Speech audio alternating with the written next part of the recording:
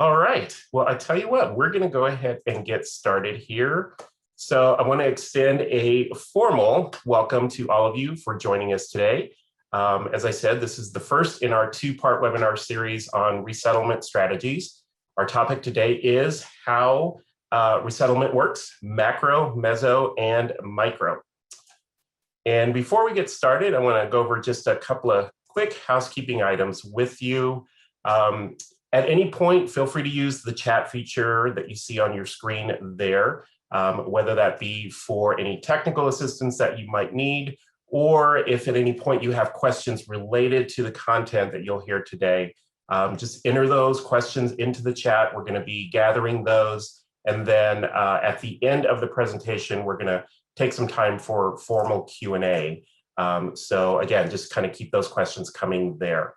And then last, of course, we are recording this full presentation, and we will send out a follow-up email, and it will contain a link to the recording, so you will be able to go and revisit all of the information that you are about to receive. And now I want to take a couple of moments and introduce our amazing speakers that are joining us today. First, we are being joined by Heba Gowayed, who is the Moorman-Simon Assistant Professor of Sociology at Boston University. Her research, which is global and comparative, examines how low-income people traverse social services, immigration laws, and their associated bureaucracies, while grappling with gender and racial inequalities. Her writing has appeared in academic journals, including Gender and Society, Ethnic and Racial Studies, Sociological Forum, and in public outlets, including Slate and Teen Vogue. And she's currently working on a book titled Refugee, which is going to be released later this year by Princeton University Press. And then we're also being joined by Jake Watson, who recently received his doctorate in sociology from Boston University. He's going to be starting a postdoctoral position at the University of Chicago in September of this year. His Ph.D. dissertation provided a mixed methods, multi-sided case study of the United States' refugee resettlement program, examining how refugees are selected and processed for resettlement abroad, and then how they are received and incorporated once they arrived here in the US. His research can be found in academic journals, including Ethnic and Racial Studies, the International Journal of Urban and Regional Research, the European Journal of Sociology, Sociology of Race and Ethnicity, and Identities, Global Studies in Culture and Power. So again, we're very excited to have Heba and Jake joining us today. And with that, I'm going to turn things over to Heba to start today's presentation. Thank you. And thank you so much, Anthony, for such a kind and generous introduction. And let me just give me 1 second. As you all know, in this Zoom moment, it takes us a minute to upload. All right.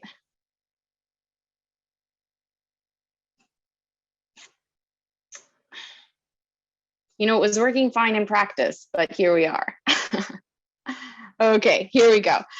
So thank you all so much for attending. It was so lovely to see everybody's comments in the chat. And because I've been teaching online for the last year and a half, I can watch the chat, I can be attentive to your hands, but any questions you have, feel free to leave them there, but we'll also have space to address Q&A at the end of the talk today. And I wanted to begin by saying that all of the work that you're going to see us present both today and next week, for those of you who are attending both sessions, are going to be based on empirical research that Jake and I either did separately or together. And we're really asking questions about, how resettlement works and how to think about it both from a global perspective, which is where I'll be starting today, as well as from a local perspective, specifically in the case of the United States, which, as I saw when you all introduced yourself in the chat, is where most of you are located and working. So today we're going to compare policies and really give sort of a bird's eye view understanding. And just remember, I know that you all are experts on refugees and immigration, but I just want to remember and remind us that, the way in which it works sort of at a global level and how national policies are sort of structured to receive refugees. And then we're going to talk specifically about case studies from Jake's work comparing Pittsburgh, Pennsylvania, and Atlanta, Georgia. And then on day 2, we're going to really look at what resettlement agencies in the United States have been doing in response both to declines in funding, which I know you have all experienced, but also in response to just the inefficiencies and insufficiencies of the way in which resettlement is funded at a federal level. So local agencies, local work has to really be done to support folks who are here, which is work that you guys are already doing. And so what we're doing is sort of sharing through interviews that we've done at a national level, what folks are doing to try to withstand and push back against the declines in federal funding.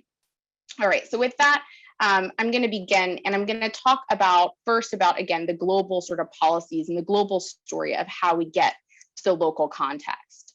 So as you know, and this is data from 2019, more recent data from 2020 shows an even higher number of about 90 million to 100 million people who are forcibly displaced from their homes.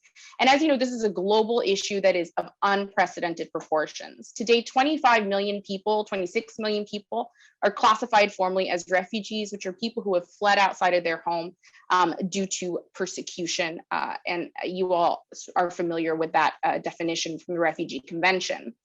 And today I'm going to focus on one group of refugees, Syrian refugees, who I focus on in my work, in my book. And the reason why I did my research on Syrian refugees is because they're the largest contributors to this global refugee crisis. There are about 6.5 million Syrian refugees, people who are displaced from Syria outside of its borders.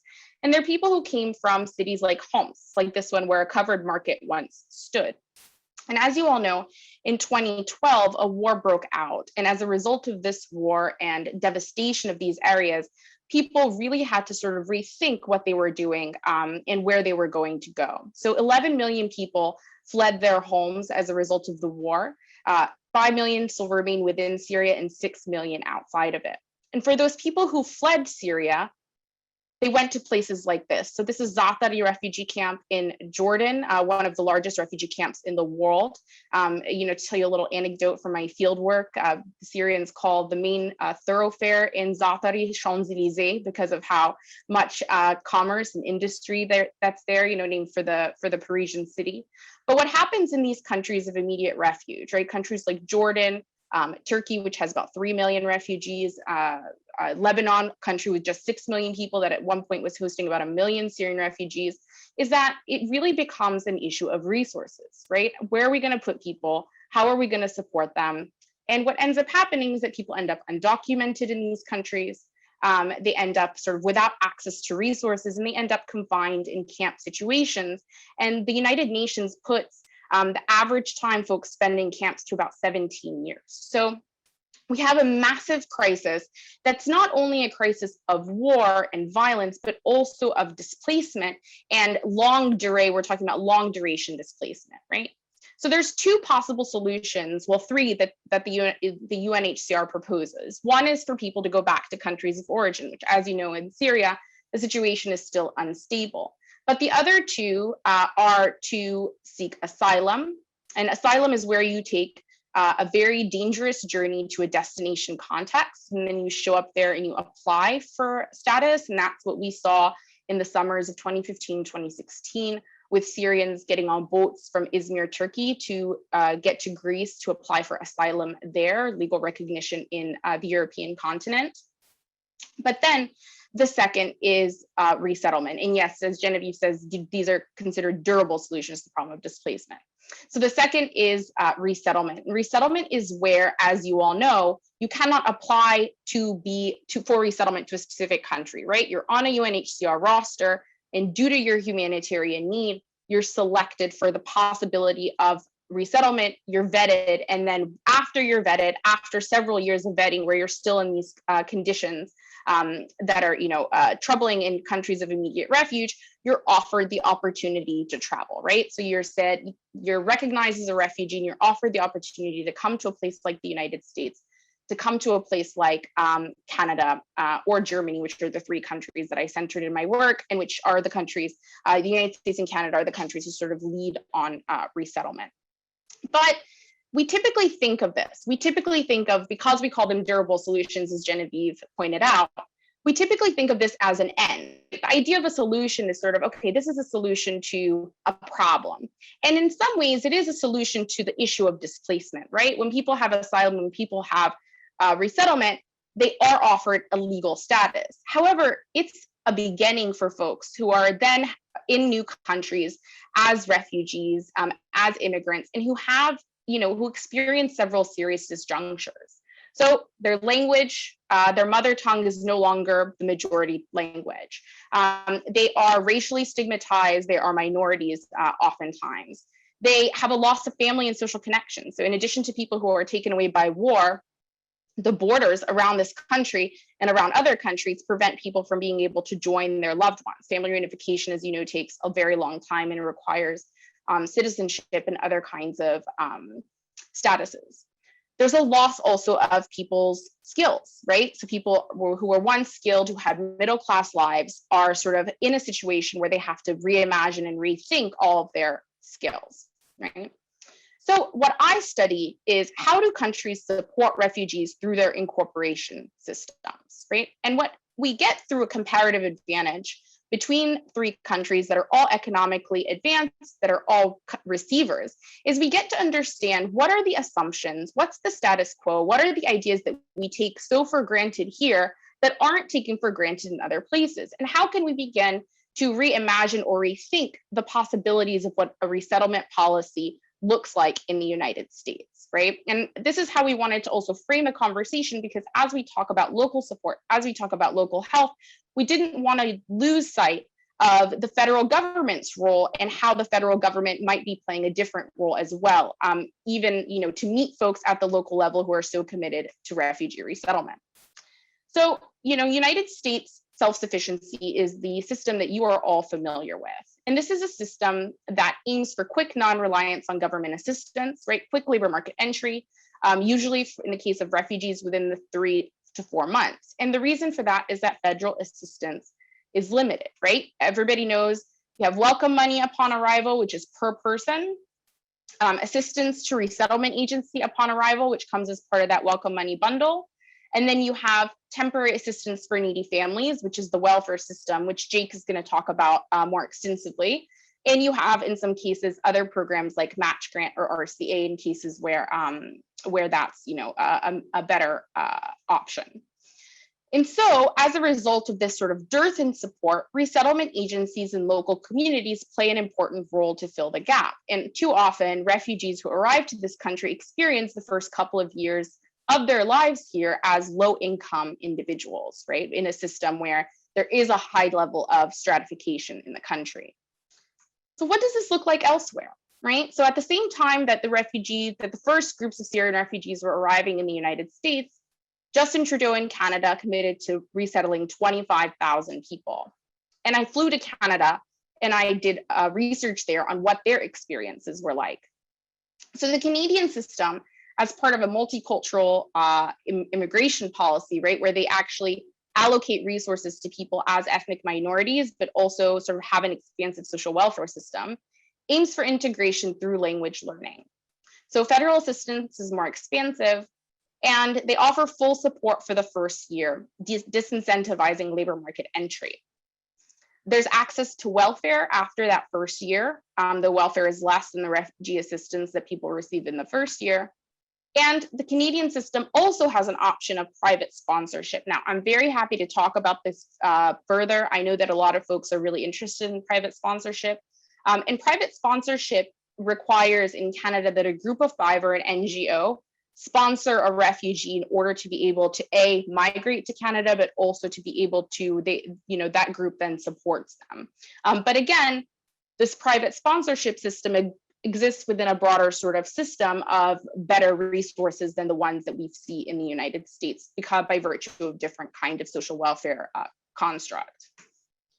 And finally, the last system I studied is credentialization, which is in Germany. So Germany has, and these are all sort of dealing with issues of how people are recognized, what kind of investment that they get. Because in Germany, you do have a super expansive social support system, super, super expansive, and it's for as long as refugees need it. But you have to earn a credential within the German system in order to be able to enter their labor market. So you have to earn skills, you have to take an apprenticeship. The German labor market necessitates that you have a German credential. So what ends up happening is that you can't work when you get to Germany, right? It's going to take you several years to be able to achieve that level of skill. And therefore, the system is expansive and it covers your full language and your credential gaining, but your support in residency is contingent on your pursuit of language and to learn the German language. And there's no recognition of your previous experience. So you need to learn German and you need to find a job based on that, notion that you have, or that language. And so now that I've told you these three systems, and assuming you know nothing else, you don't have family in any of these countries, you don't have connections, this is all you know, and you are, somebody who is in Jordan and who's, has a decision to move to one of these three countries. If you were displaced, which system would you prefer? And Anthony, do you mind sending around that poll that you had for me? And so if you don't mind taking this poll, and then we're going to talk about, I'd want to open it up and talk about why.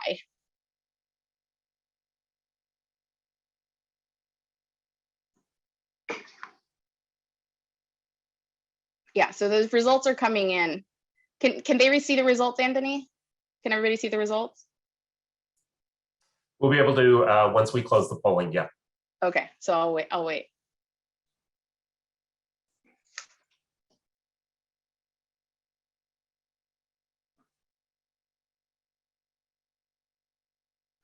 And as you're voting, and I'm going to end the poll because we have most people participating, but it's very clear that the vast majority of you said Canada, right?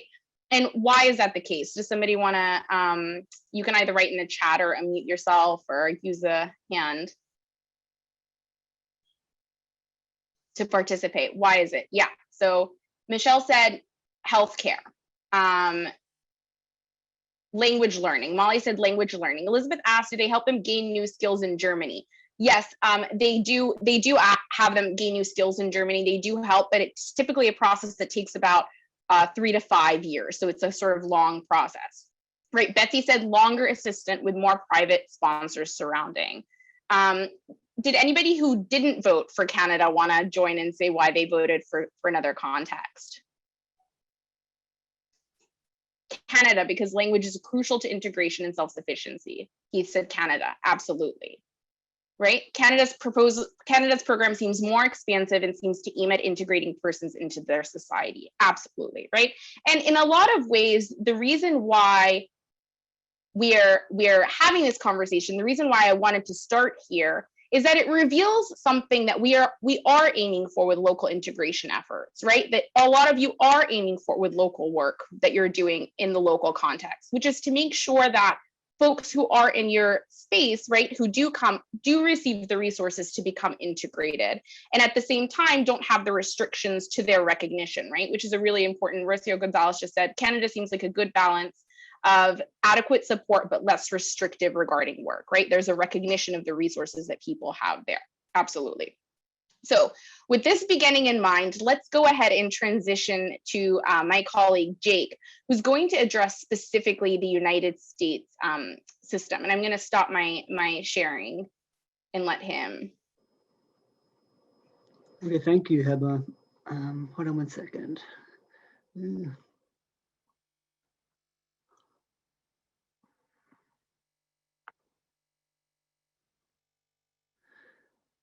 Okay, is that working for everybody? Great, wonderful. Okay, just firstly, just to echo Heba and just to say thank you to Anthony for helping arrange this and to Welcoming America for hosting us for this two-part webinar series. And also thank you to all of you for coming out and coming to listen. Academics don't often get the opportunity to speak with experts and practitioners about their research. And so it's a real privilege and honor to be able to do that. And I look forward to kind of hearing your thoughts, feedback, questions at the end of this session, and indeed over email if you wish to carry on the conversation. So, so Heba has outlined for us these kind of national models of resettlement and how they kind of impact refugee incorporation experiences, right? And so in the remainder of this webinar, I'm going to focus a little bit on the US case in some more detail. and examine how a variety of kind of subnational factors, so different kind of levels of government, but then also more broadly, the kind of local and regional context interact to create kind of variations in resettlement policy across different contexts. And this is something that you guys are probably all experts in your own regions. So yeah, again, looking forward to hearing your kind of thoughts and feedback. So to start us out and provide some background, I'm going to kind of rehash a little bit some of the stuff that Heba said. I thought it might be useful just to provide some background information on the basic process of resettlement once refugees arrive. And I'm going to be brief here and assume that most of you have a pretty decent understanding of this process, but for those of you who don't, this might just be a helpful bit of background. Okay, so once refugees have been selected and processed abroad, they're allocated to one of 9 national voluntary organizations, or VOLAGs.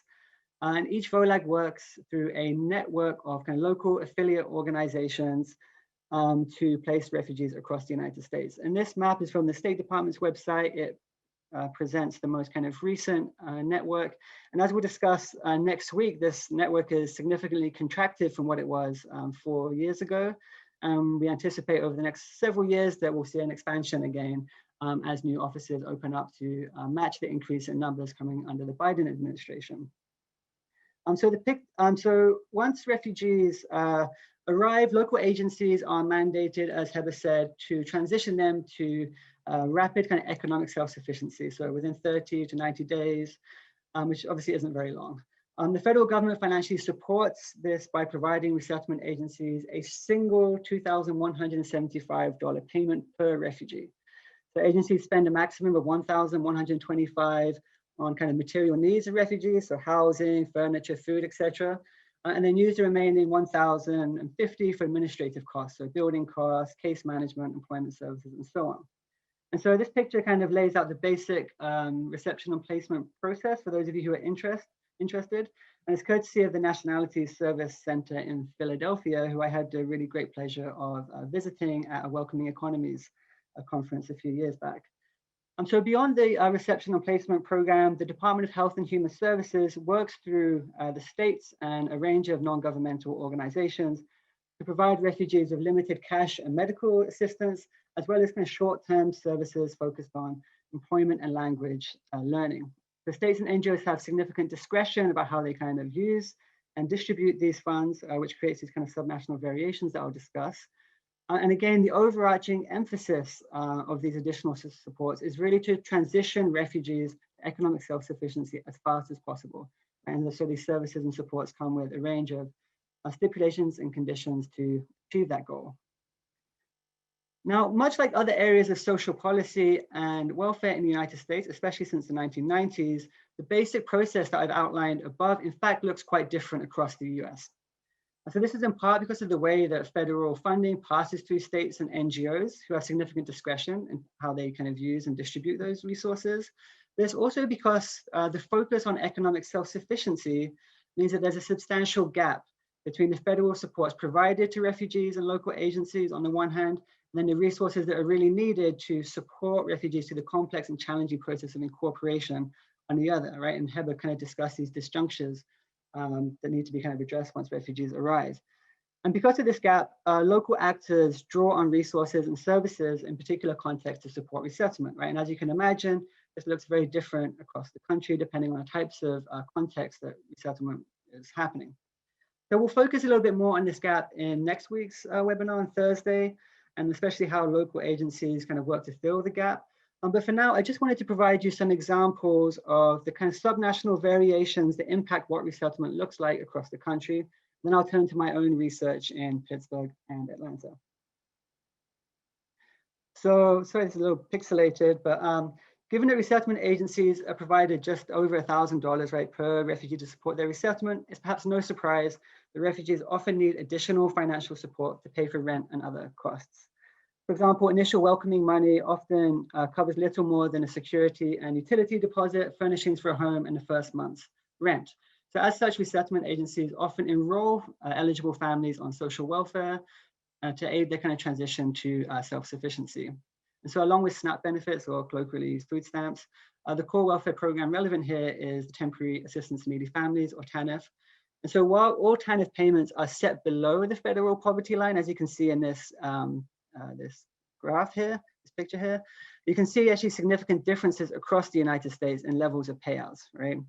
And so to take an example to kind of give some numbers to this image, a family of 3 resettled into California applying for TANF would get a monthly payout of around $875.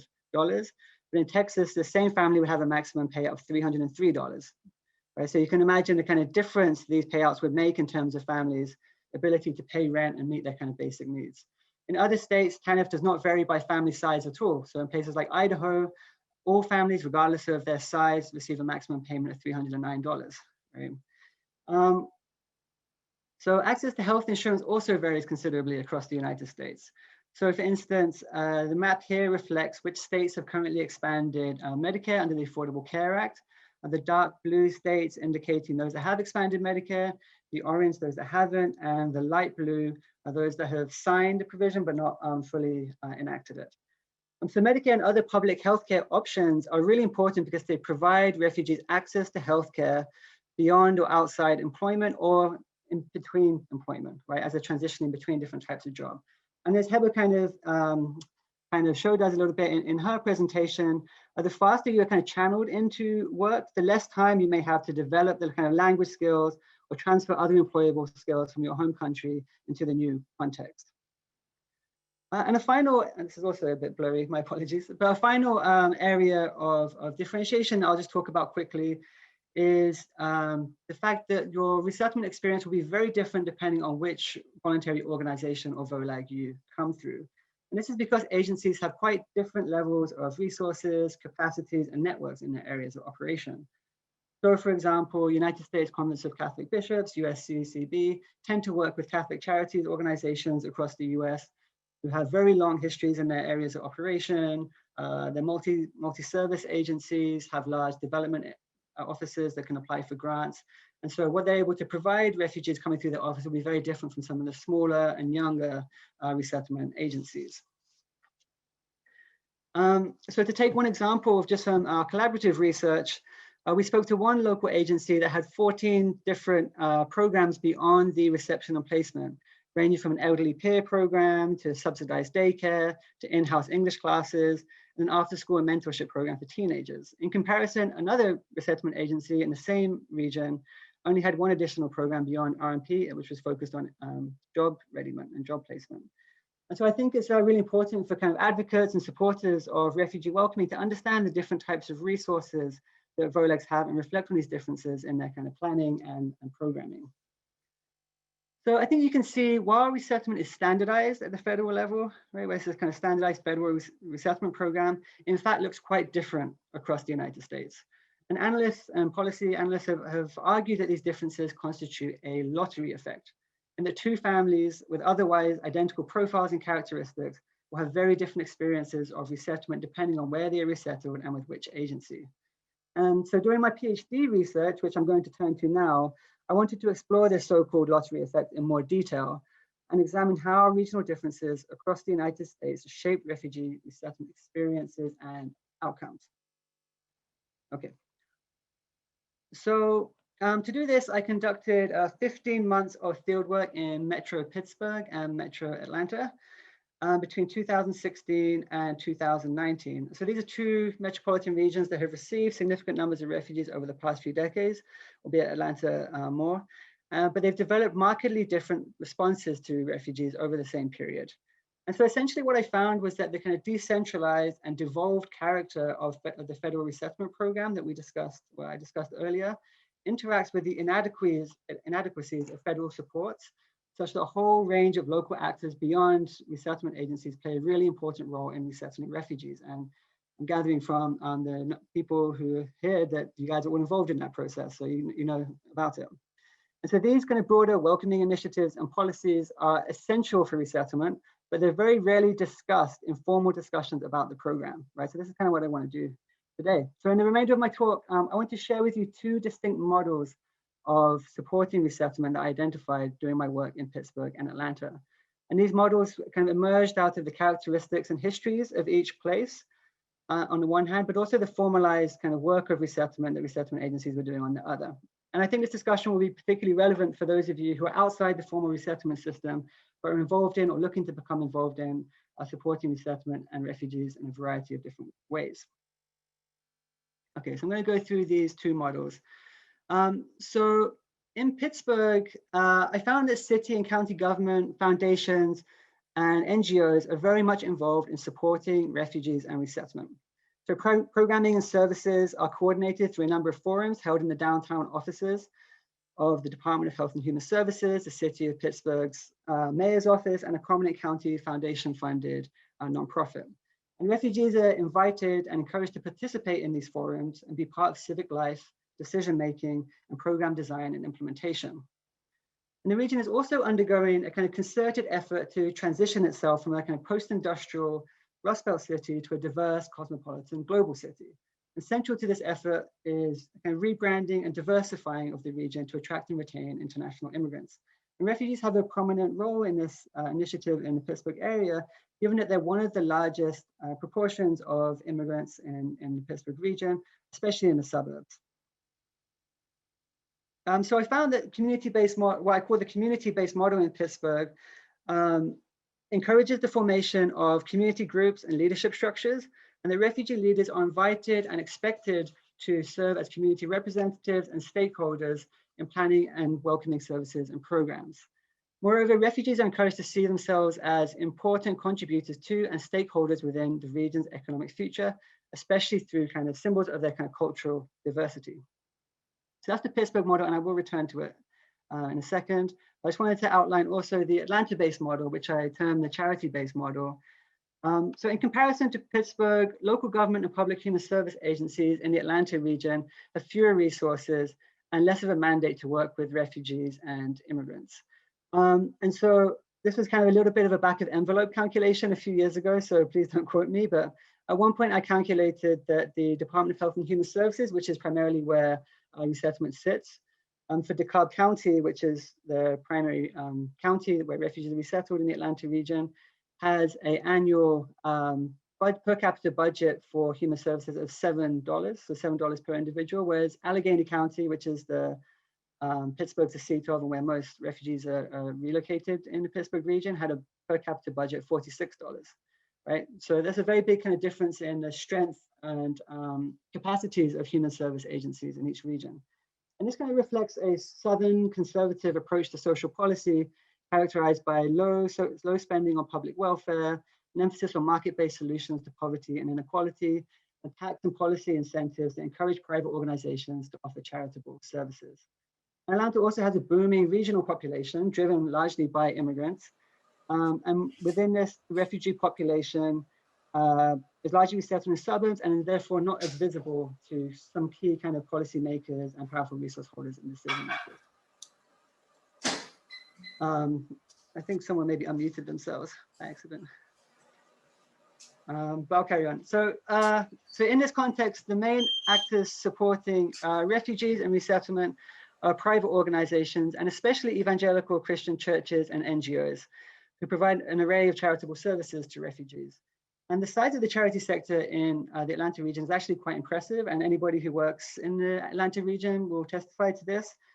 So just to give an example, Send Relief, which is the service wing of the North American Missions Board, recently invested over $15 million in a large multi-service center for refugees, which includes a business incubator, medical center, a gym, housing for volunteers, as well as a range of other kind of services to support our refugees and immigrants in the region.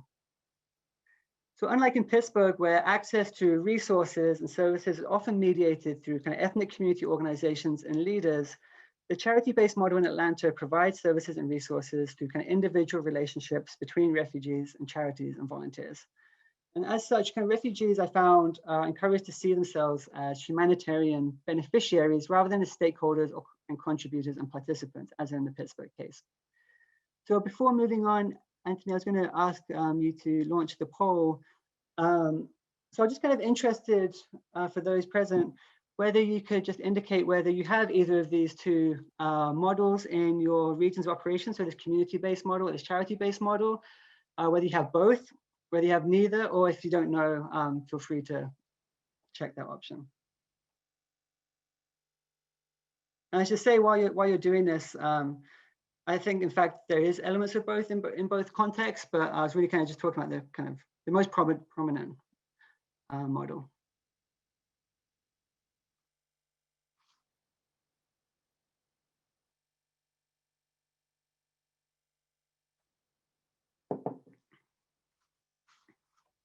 Anthony, do I have to do the end polling?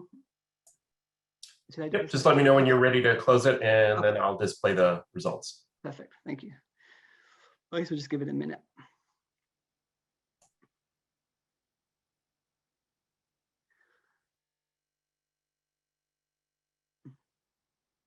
Okay, do you want to close it up?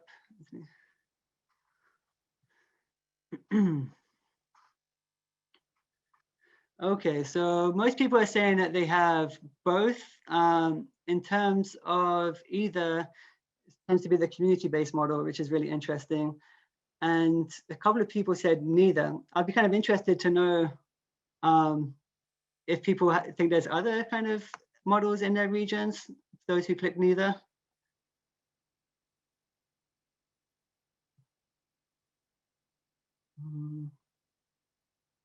I'm just seeing the chat, there's some interesting questions I can return to here. And can people see the poll results? I'm seeing some people say they can't.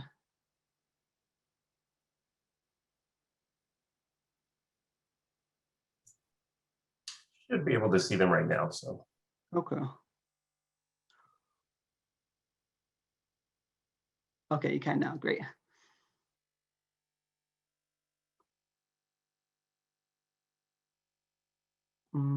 Okay, well, I think it's just kind of helpful to get a sense of the different models that are present in each region. I'm also seeing some questions here that I'll return to at the end.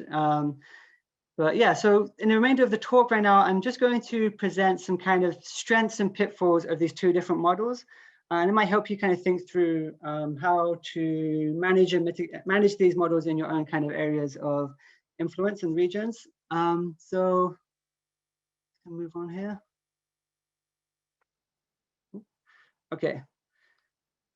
So starting with Pittsburgh, so yeah, I'm going to just share some kind of strengths and pitfalls of both of these two models. And so from the perspective of refugees primarily, right, you could actually look at these from the perspective of the organizations, from the city, but I'm going to really focus on the strengths and pitfalls from the perspective of refugees, or the refugees that I interviewed and interacted with.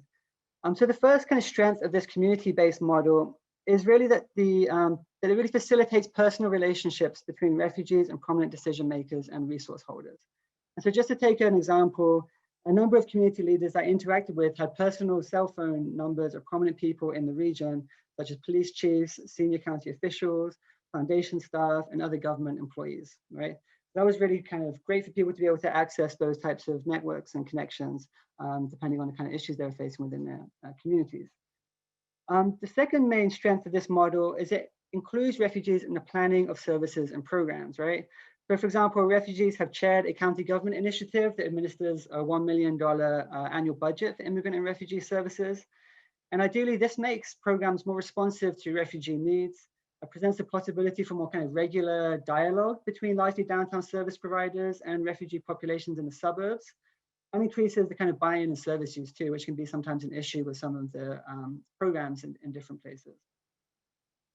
Oops. And third and finally, I'll say the community-based model really kind of encourages and supports the formation of community infrastructure, which is a really important kind of dimension of the resettlement process for refugees. And this infrastructure provides a platform for and resources for refugees to reconstitute community in the United States, which among other benefits really supports further kind of incorporation. And connected to this, many of the people that I interviewed and interacted with expressed kind of pride in their communities and their role in the region. Right? So just to discuss a few pitfalls of this model. So first and foremost, I found an expectation among practitioners and policymakers that the refugees would form communities and leadership structures along primarily national lines. And so, for example, practitioners would often refer to the Sudanese community or the Somali community or the Bhutanese community and so on. And this led to a particular spokespeople being amplified and kind of always or repeatedly called on to kind of represent, quote unquote, their community.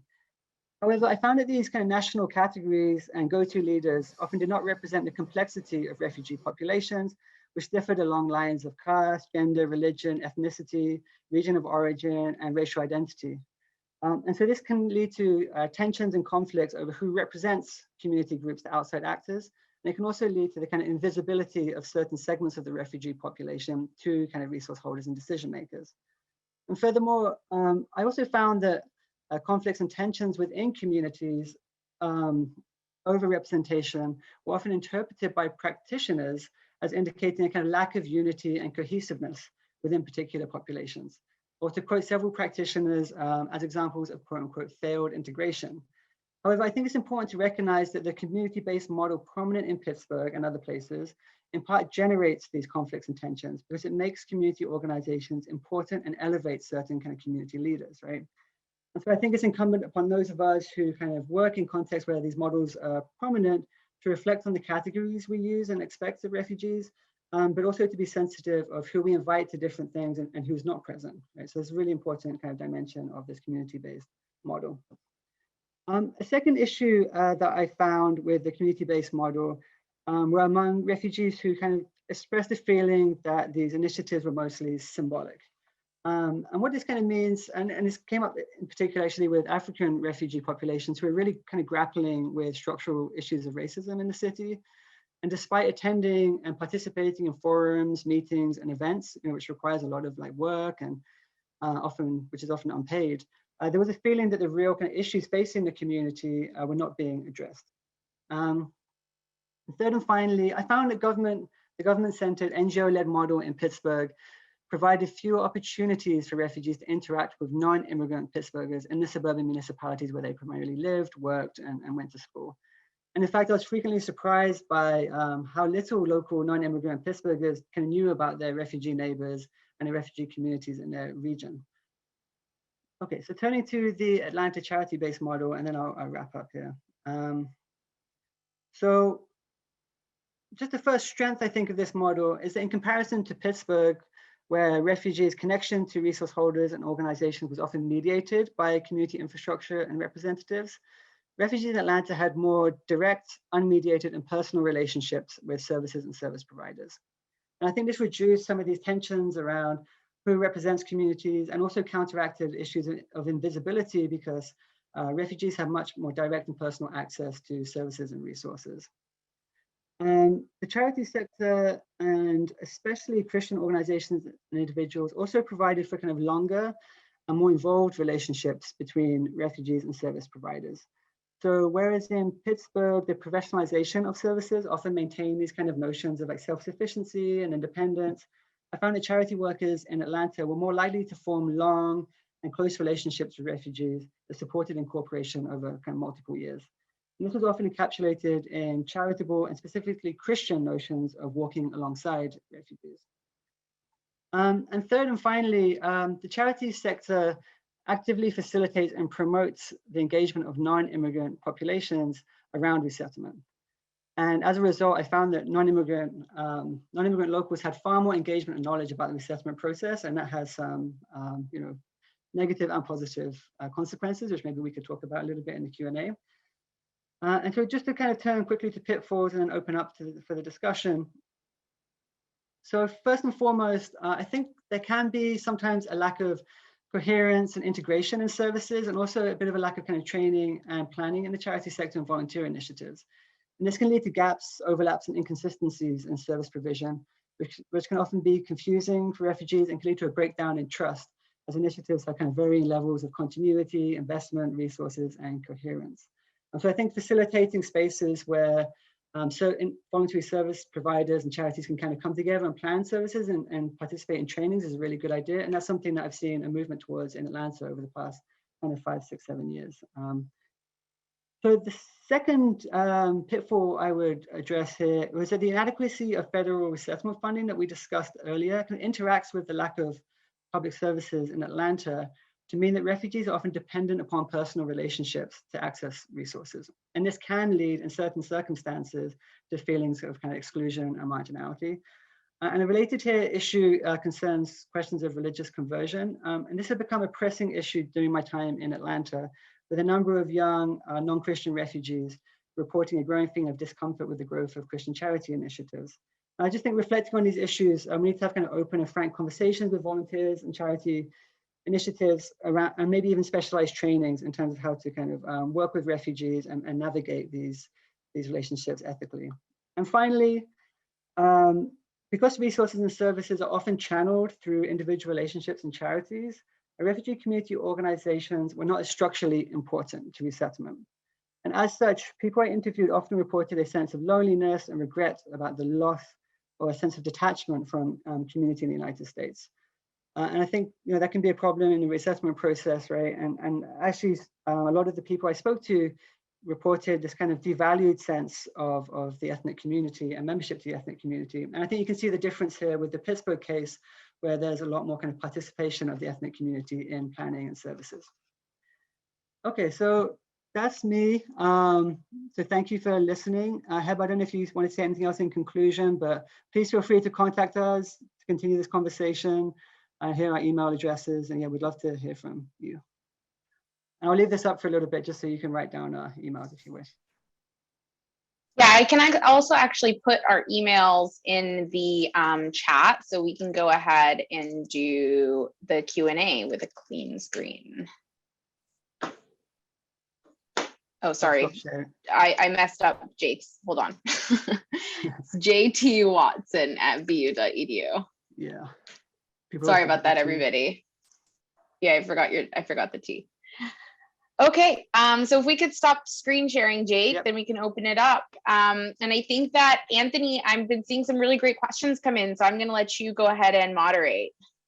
Yep, lots of good questions coming in. I think this is really stirring a lot of thought here, and I'm really excited about this. Before we move into it, I just have to share really quickly. I was thinking as the presentation was going on, Heba and Jake and I have been talking about doing this webinar or this series since what, January, February, somewhere like that. And it's taken us a while to get it going. And I'm so glad that we are here today doing this. So thank you both so much for this. We've got a lot of really good questions, as you both have seen. So let's jump into it. It looks like we got a little more than 10 minutes here, but I want to get to as many as time as available. One question I want to start with is kind of a two-parter, and there's a part for Jake and a part for you, Heba. So I'm going to read this first and then move into the question. First is a comment. Great to hear more about the context in Pittsburgh, where this person is located. They moved there moved there last year, but is very committed to integrating and supporting refugees, including giving them agency in civil or civic life. So Jake, the question to you is, could you speak more about education pathways in Pittsburgh and or Atlanta? Yeah, I have to say that's not my area of specialism, to be perfectly honest. I can certainly point, is it Molly? Molly McSweeney? I can certainly point you to some resources. I know Welcoming America and some other agencies have some great resources on education pathways. I will say that the education system in general in Pittsburgh is, well, it swings in both ways. On the one hand, the education system in Pittsburgh, I think, is a little bit more amenable to kind of working with refugees and immigrants because there's some more kind of resources and advocacy around that. On the other hand, in Atlanta, a lot of the schools, and especially around Clarkston, which is the main kind of refugee hosting municipality in the region, the schools are really overcrowded. And in fact, when refugees numbers started really increasing in the 90s, I think, started to hold classes in container units in the parking lot just because of overcrowding issues. On the other hand, Atlanta is far more kind of ESL students and kind of experience and knowledge working in those types of contexts. And also students are far more likely to have teachers that look like them in school. Whereas in Pittsburgh, students are much more likely to have white teachers and there's a bit less experience, especially in the suburbs, of working with refugee and immigrant kids. So that's not really a direct answer to your question, but I can certainly look you up and get your email address and send you some resources if I can find them, if that works for you, Molly.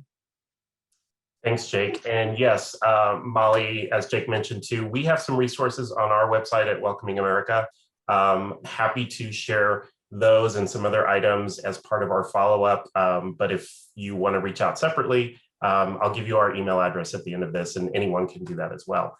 Heba, I don't know if you want to add on, but Molly, yes, kind of in the second part there was kind of similar to that, but on a more macro scale as well. So if you want to add Yeah, so anything. I look at that, I mean, education and particularly pathways to not necessarily education, but skill development, right? So language learning and skill learning and skill expression is really what I'm interested in. So my work really looks at the ways in which, you know, countries can constrain people's potential. If we imagine people coming in have all this potential, have things that they've done, have things that they can contribute, and require the resources to be able to actually make those contributions, right? And so I look at the ways in which systems invest and fail to invest in new arrivals, and particularly specifically looking at the case of refugees. And my argument is that in the United States, because we don't have the kinds of pathways, we don't have the kinds of support for long duration ESL classes, for skill-based opportunities, and we have some NGOs that are doing that work. But in my dream world, there would be sort of a federal program and federal support for folks that everybody coming in was sort of entitled to that support. And it's really not just an issue of refugees, right? When we're talking about refugees, we're talking about them entering the system that's been depleted by a century of anti-Black racism, right? That they're entering into in terms of expecting people to become self-sufficient in this way. So, you know, that is a major part of my work, which is I'm really focused on the importance of, you know, providing the resources to people in order to be able for them to sort of stand up on their feet and really contribute, not only, and that not only matters for the individual refugee, but it also matters for the country as a whole, because think about all the innovation, all the contributions that we're missing out on when we don't provide people with the resources to be able to fully express themselves. Yeah, and then a question that came in a little earlier that I think maybe kind of complements this topic right now, I'm going to read through, and I think you can probably elaborate on, is asking about, like, how can the U.S. address today's refugee families are often quite large versus what was, you know, the individuals and families coming in the past. Often having many family members that need to get settled in work, in school, medical services, so on, and then work must start. So any thoughts around that? You know, honestly, immigrant families have always been large. I mean, you know, the immigrants have always come to the United States with several children, right? If we think about the Irish, or we think about the Italian, we think about these quintessential immigrant groups. And the difference has really been state support. I mean, if you look at, you know, work done, for instance, by Sibel Fox, who's a professor at Berkeley, and she'll show you the way in which our social support system has been eroded as the imagined beneficiary is not only Black, but also Mexican, right? And so we have a real erosion of social services over the years. So it's not a population issue. You know, you have to be careful to, when people tell you, oh, it's the number of people, or it's the number of, no, we're a wealthy country. We have the resources. It's where we're choosing to allocate them. So that's how I would answer that question. Yeah, I mean, I just echo Heba. She's absolutely right on that fact. And I would also say that in some ways, it seems to me that a lot of resettlement agencies currently actually in some ways prefer larger families just because of the way the per capita grant works. They can get a large amount of money, can do more with that money. And so, you know, if you just have like a single family or a single mother with a child, your welcoming money can go immediately. Whereas if you have a family of 6, 7, 8, you get a much larger pot of money, you can pay rent 6 months out, do a bit more wraparound services. And so, yeah, so I think it kind of swings in both ways. I mean, housing is the big issue, I think, with large family sizes. Our housing stock now, like, isn't really being built for large families. And I know in Pittsburgh, a lot of the resettlement practitioners are kind of grappling with the housing stock. But we'll hear a little bit more about that actually on Thursday. For those of you who will come, one of the practitioners that will come to speak to us will be talking explicitly about housing issues. So. And this actually reminds me, if you don't mind, Anthony, of another question that was in the chat about, you know, who determines where refugees go. So one of the ways in which, so it's through a federal lottery system, but resettlement agencies can also sort of say, you know, what they have the capacity for. So you know, as Sean's in the comments saying, you know, housing in the Bay Area is, you know, a huge issue, right? So, you know, in terms of a big family to be resettled in the Bay Area, that can be it could be impossible. So there's some restrictions with that, but there's not enough sort of consideration of local context too often when these families are being allocated. So it's sort of a question of, you know, lottery system, but also a question of local capacity, which we're going to also talk about next time. And also just on that point, I think there's like there's a bit of a tension between what works from the perspective of resettlement agencies sometimes versus what works from the perspective of refugees.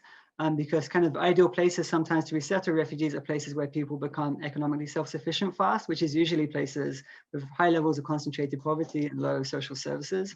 And so I think there needs to be also a real kind of consideration over, where we're placing people and who's making those decisions and in whose benefit those decisions are being made. Great, thank you. And Heba, you grabbed that question. That was the one I was going to give you next, so perfect. Okay, great. Just one out of kind of curiosity too, and Jake, I'm going to throw this one to you because I think it came up when you had the maps on the screen. The question simply being, are refugees settled just within kind of the continental US, or are they settled in any of the US territories as well?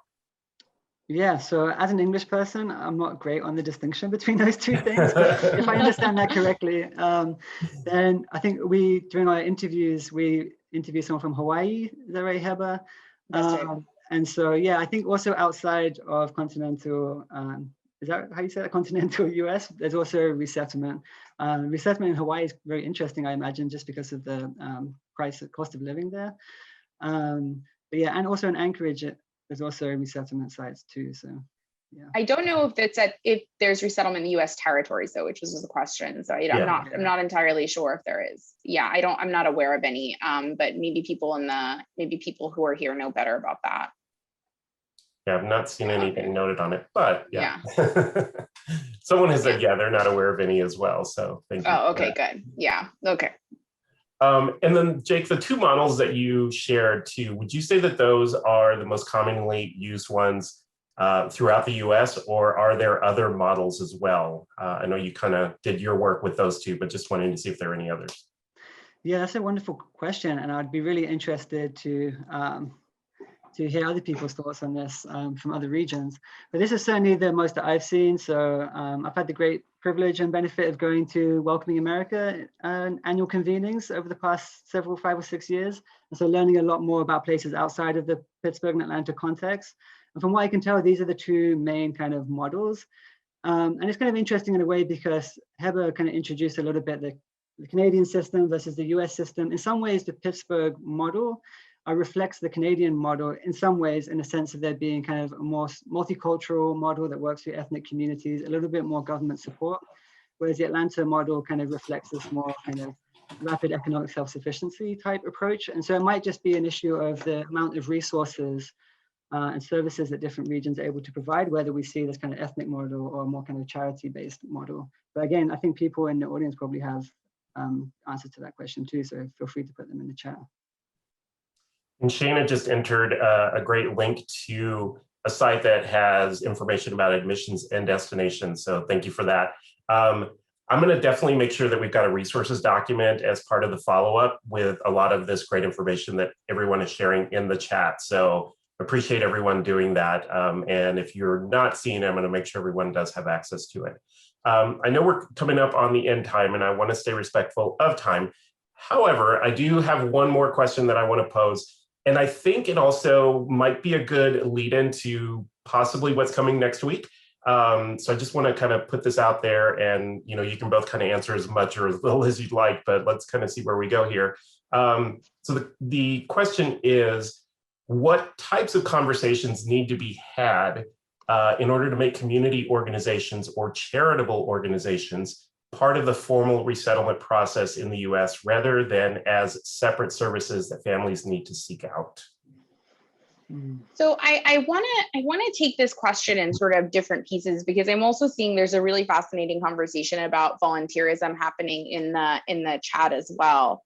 And so there is a real tension between what it means to provide services to which people are entitled and what it means to provide sort of supplementary services that are also necessary and that also sort of bridge the gap between people and their needs, right? Given that we know that the federal system has these kinds of deficiencies. And so, that said, my spiel about that we need more federal support for resettlement sort of having been put out there, I think that there needs to be, and we're going to talk about this next week, and I think Jake has also, prepared some slides on this for next week, is that there needs to be sort of communication about what the goals are, right? And to have a sort of more cohesive system for supporting folks. So for instance, around issues of language learning, right? Rather than having, a series of sort of hodgepodge providers providing, language services in different places, right?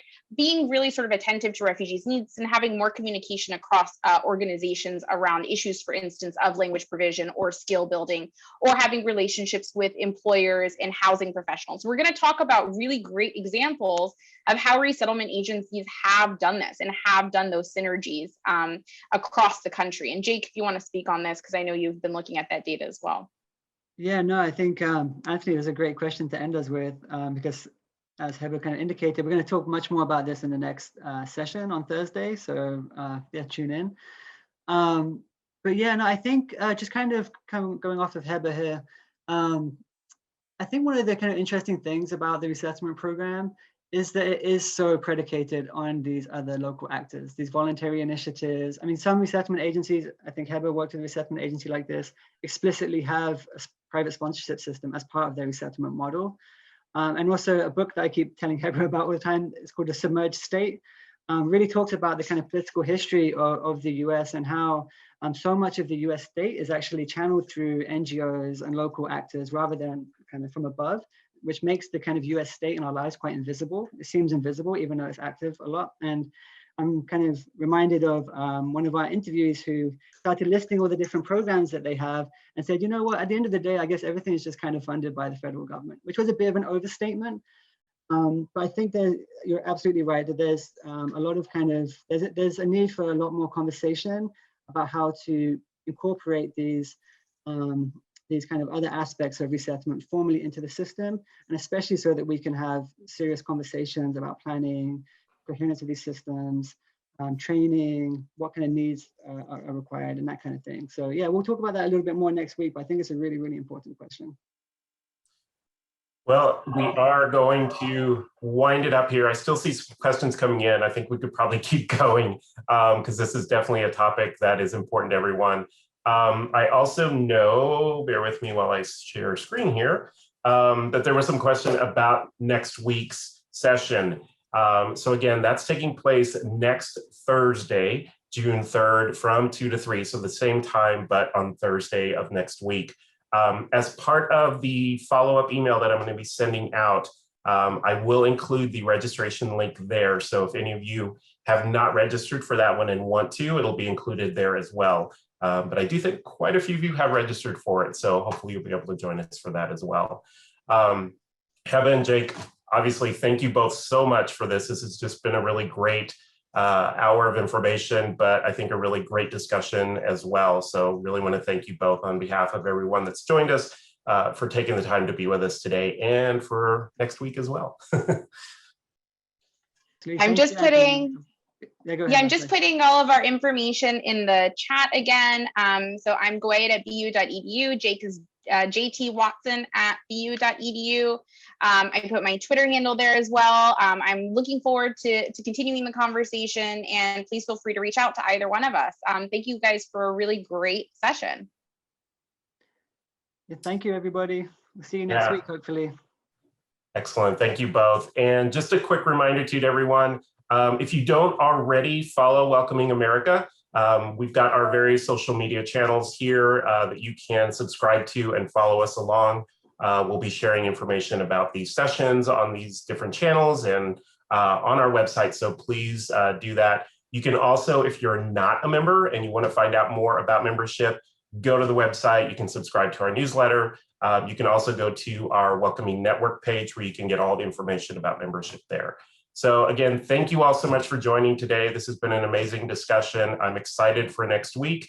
Have a great rest of your week, and we will see you soon. Take care, everyone. Bye-bye.